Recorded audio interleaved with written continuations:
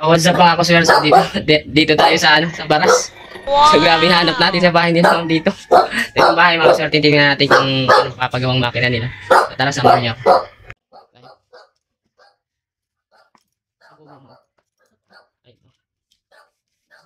Piping, kung bago pa. So ito yung ayusin natin yan mga kaswer. Ito, piping. Piping Pegasus W500. So ma'am, anong problema nito ma'am? Yung tahi niya po. Ay, yung tahi niya, pangit. Pangit yung tahi. Ganito kasi yun eh. Patingin niya po ng tahi. Yan. Ganito. Ayan nga, parang nagkakadina mga kaswer. So marami na rin tayong nagawaan ganito mga kaswer. Ito medyo mahirap din talaga ito gawin. Tapos tinry ko yung sa video niya na tension. Di talaga. So, hindi pa rin ganito. Kasi pag tension lang talaga, hindi kakayanin to. So itong ayusin natin yan. Bale sira ito daw mga kaswer. Pangit yung tension na yan. Parang nagkakadina, nagbabago-bago. So marami na rin tayong nagawa nito mga kaswer. Kasi ito talaga, mahirap din talaga yung tension to. Hindi kaya itong ito, tension lang. Mahirap din talaga yung tension yan. So gagawin natin dyan. Marami naman tayong video dyan kung paano ayusin. Panoorin nyo na lang siguro. Pero ito, titingnan natin kung anong paraan ang gagawin natin dito.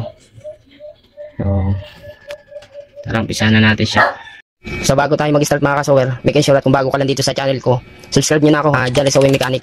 Yun nga, nagtuturo tayo ng mga iba't ibang klase ng paggawa ng makina na pwede nyo matutunan, lalong-lalo na yung mga beginners dyan. So like and share nyo mga kaswer, nang makarating sa kapwa natin mananahe dyan, may ganito silang magkaroon sila ng idea. Tara, start tayo. Tanggalin natin to. At ito, check natin dito sa half moon nya. So ayun, nabuksan na natin siya mga kaswer. Kailangan natin. Check natin yung timing. Ayan, kung nakikita nyo siya ngayon. Okay naman yung timing, diba? Okay naman yung timing niya. Hindi siya ito ay. Hindi mababay sa kanayon. Hindi na naangat. Angat muna natin. So ayun siya mga kaswer. Bali nasa timing naman siya talaga.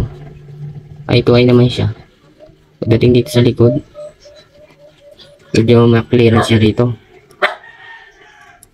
Ano naman yung timing niya? Dito kaya sa mo. Ayos naman din.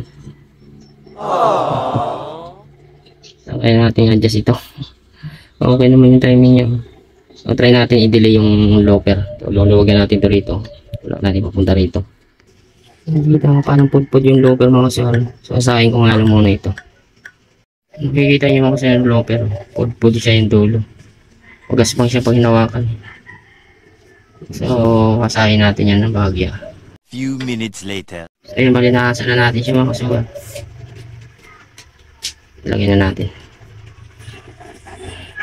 Luluwagan nyo lang ito mga sir pagtanggal ng locker ito. Balik natin siya. Tapos may slash ito. Ayan kung nakikita nyo slash yan. Dapat dito yung nakahanap sa tunnel niya. Nakaplat. Baon dapat yan, nakabaon. Nagtatiming na natin siya ngayon dyan. So nung nilagay natin mga kaswer, medyo tumatama sa karayom. Dikit na dikit. So gagawin na natin to. Kaya pala kanina sa likod, medyo may clearance siya masyado. Gagawin natin, tulak natin papunta ron itong loper. So ito luluwagan na natin dito. Tulak natin papunta ron. Ayun yung kaswer, bali na-adjust na natin. Tulak na natin papunta ron, bahagya lang. So papalitan natin ng karayom. Siguraduhin natin karayom. Parang nakita ko parang sigurado tayo palitan natin yung karayom pag timing. Timing natin mga kaswer. Medyo delay siya. Bahagya. Subukan na natin. So bali mga kaswer, sinubukan ko siya mga kaswer. Ganun pa rin. So parang nakita ko kasi yung pudpud na yung ng ipin niya. Maaaring itong looper na rin. Papalitan na rin. Subukan natin.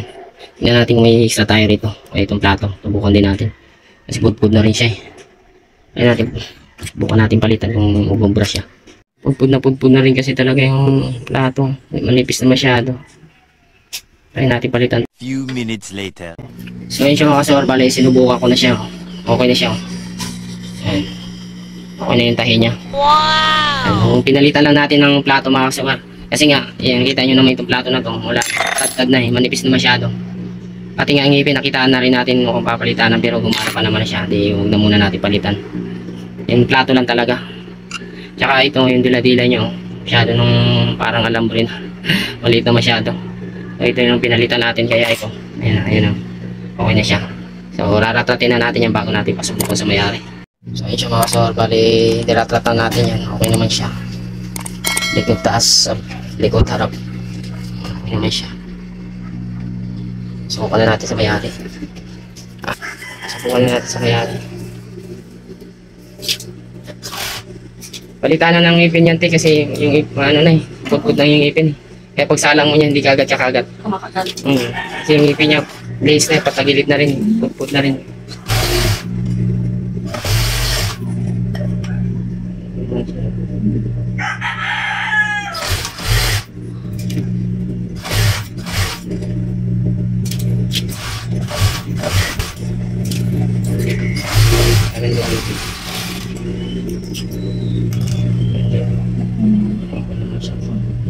Okay naman yung ganyan.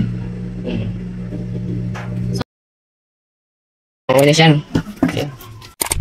So, ayun mga kasama, nakita niyo paano natin inayos, ano? Nung una pa lang, unang timing natin, nakita natin, pangit pa rin yung tahi. Eh, ang ginawa natin, nakala ko pati sa looper yung papalitanan.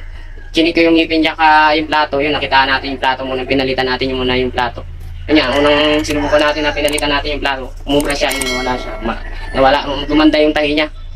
Kasi nakitaan ko rin yung ngipin na medyo tagilid na siya na ano na rin eh. Tawag dito, pudpud na rin. Kaya pag salang mo pa lang ayaw kagad kabigin ng yung ngipin yung tela. Eh parang nagbabara siya eh. Eh wala akong wala akong piyesa ng ngipin kaya hindi ko na siya pinalitan. Pero pwede pa naman siya mga kasama. So ayun, shoutout pala dyan kay Ma'am Aileen. Salamat sa pagpagawa ng makina niyo. Ayan, sa mga gusto magpa-service, may mga videos tayo dyan, nandyan yung sa screen yung number natin. Diyan nyo na lang kung kontakin din. Sa mga comment section, nandiyan rin yung contact number natin. Diyan nyo na lang ako i-PPM. So, ayun, hanggang dito na lang. Paano nyo rin pala ako sa page natin dyan, Rica Sower, yung mga update natin na pagsiservice doon kung ina-upload. So, ayun, hanggang dito na lang.